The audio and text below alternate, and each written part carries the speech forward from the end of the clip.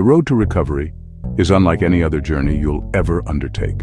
It's a trek into the deepest parts of yourself, a battle against a formidable foe, and a rebuilding of a life you once thought lost. When taking on any journey, the first steps are often the hardest.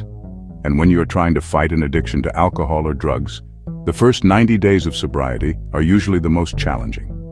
You've made a commitment to change, a deeply personal and often terrifying decision, and the initial resistance can feel overwhelming.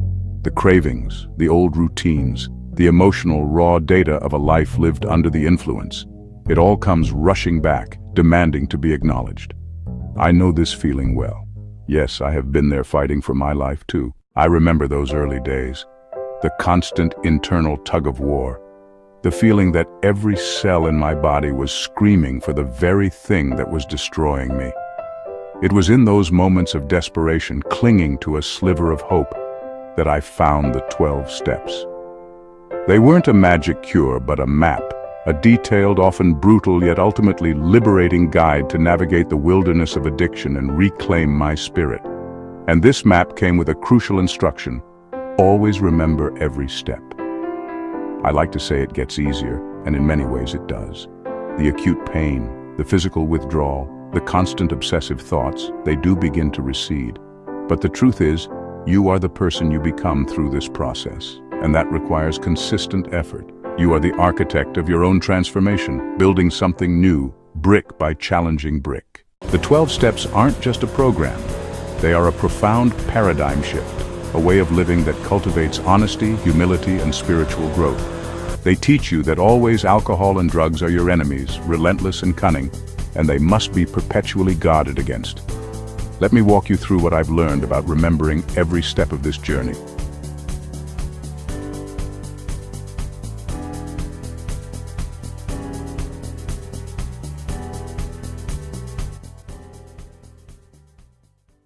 Step 1. We admitted we were powerless over alcohol, that our lives had become unmanageable. This isn't about weakness, it's about profound honesty. It's the moment you stop fighting the reality of your situation and surrender to the truth. You cannot control your addiction. For me, this was freeing. It meant I could stop trying to manage the unmanageable and start looking for a new path. It's the essential foundation upon which everything else is built. Without this admission, all subsequent steps are just wishful thinking. Step 2.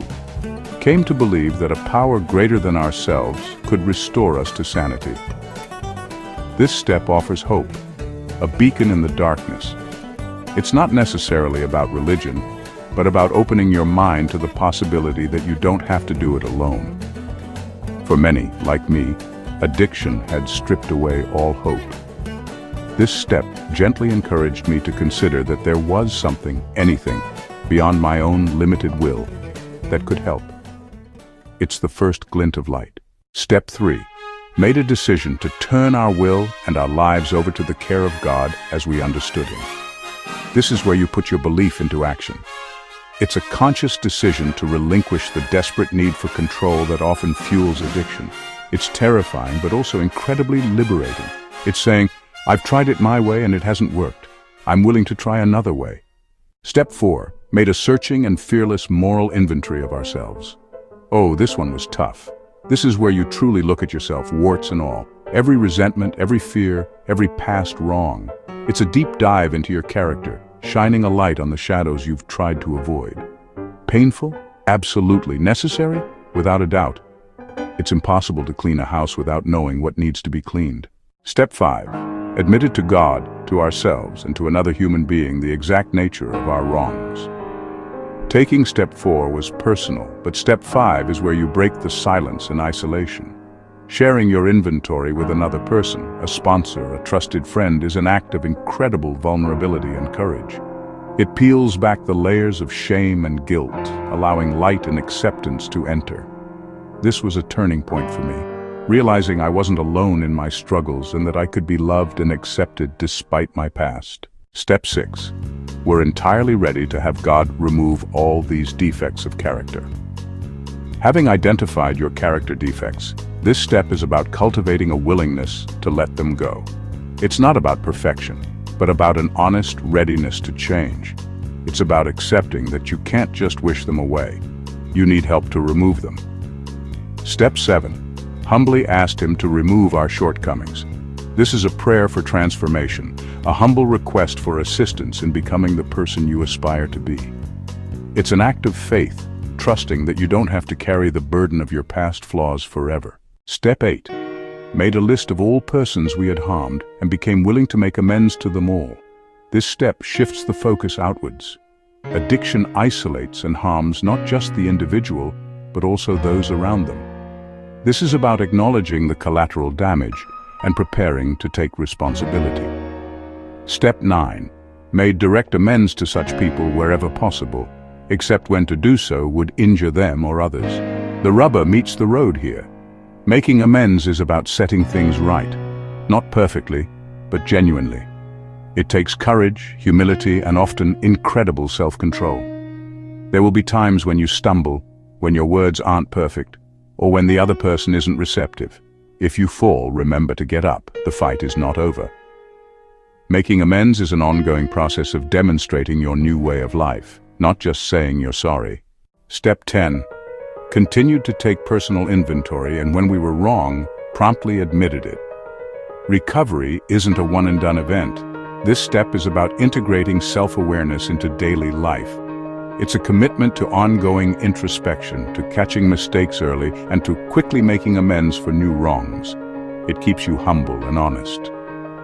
Step 11. Sought through prayer and meditation to improve our conscious contact with God as we understood Him, praying only for knowledge of His will for us and the power to carry that out. This step deepens your spiritual connection. Prayer and meditation become tools for guidance, grounding, and serenity. It's about listening, not just talking, and aligning your actions with a purpose greater than yourself. Step 12.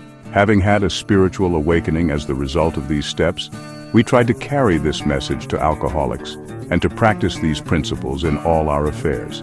This is the culmination and the continuation. The spiritual awakening isn't necessarily a dramatic event, but a fundamental shift in perspective and a newfound sense of peace.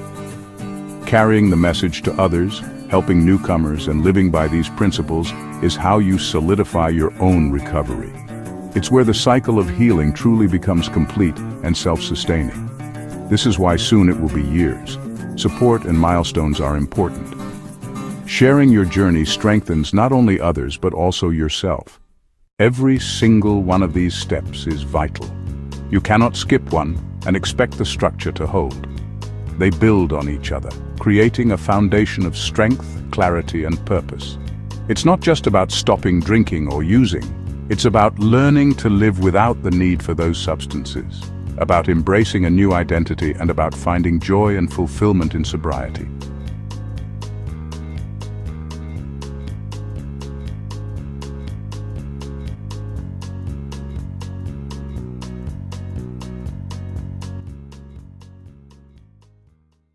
The journey is long, certainly, and there will be twists and turns. But knowing that I have the tools, the roadmap, and the support of a community gives me immense strength. The fight is indeed not over, not ever truly, but it evolves. From fighting for my life, it becomes fighting for a better life, a more honest life, a life connected to something greater than myself. And trust me, that life is worth every single step.